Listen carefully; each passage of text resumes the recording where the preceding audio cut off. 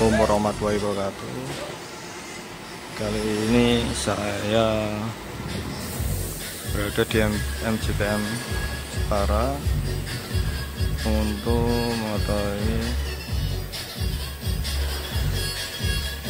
mengetahui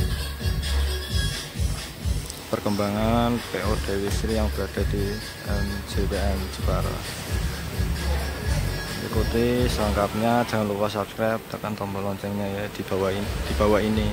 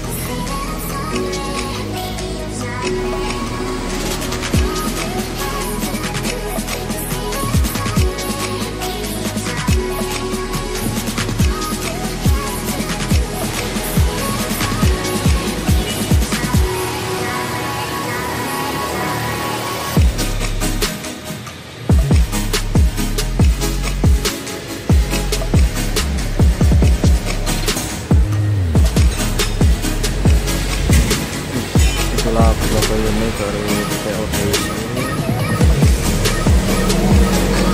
ada 4 unit yang sendiri yang mau dirombak.